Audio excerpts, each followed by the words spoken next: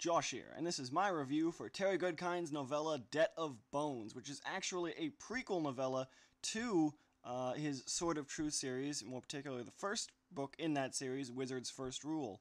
Now, I actually use this book as a wind-up to reading the 1,000-page behemoth that is Stone of Tears, and I think it certainly accomplished those purposes. That said, this is a very short story, so you shouldn't go in expecting the same breadth of scope that you might in any of his other Sword of Truth novels. But I think this book, really provides a nice, concise, and fairly exciting tale. Now, I think this is because of a few reasons. First off, the story generally focuses around a framing device called, not really framing device, I guess that's the wrong word, but focuses around a peasant called Abby, who we see the world through her eyes, and through her learn a lot about the past, about wizard Zed. You may be familiar with them if you've read the series, of course, and if you're not, you maybe shouldn't be watching this review, because while this book is technically a prequel, it does spoil a lot of the different plot points of Wizard's First Rule, so if you want to read that, go read that first, or watch the review first.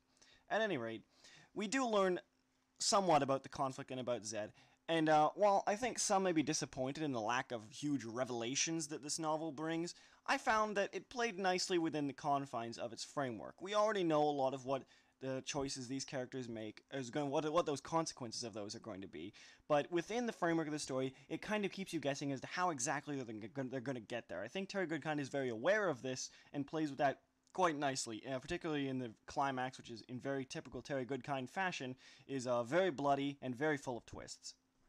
Now, one thing I do want to mention is, again, that this is a novella, so you don't really get a huge amount of information on the main character.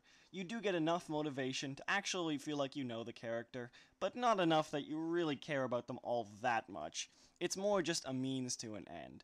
That said, the more fleshed out characters of the main series, such as Zed, really fare a lot better in this story. You see a lot more aspects of his life in the past, things that are only mentioned briefly in passing, and it's nice to see things fleshed out in slightly more detail rather than just mentioned.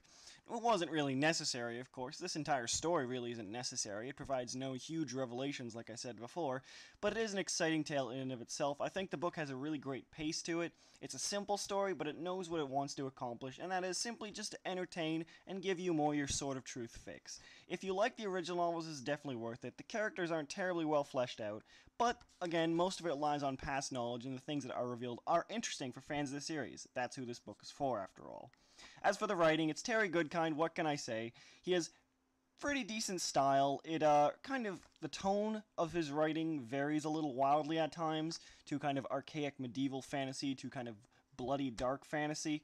But that is kind of what I like Terry Goodkind for, to be perfectly honest. I like how his world can vacillate very quickly between these two things, and does have a dark edge to it. I think it goes just enough into dark fantasy territory without becoming dark fantasy in and of itself. Now, one may contest that with the main novels, but this novel that definitely holds true for. Overall, if you like the Sword of Truth series, this is a fun, although really not necessary, novella.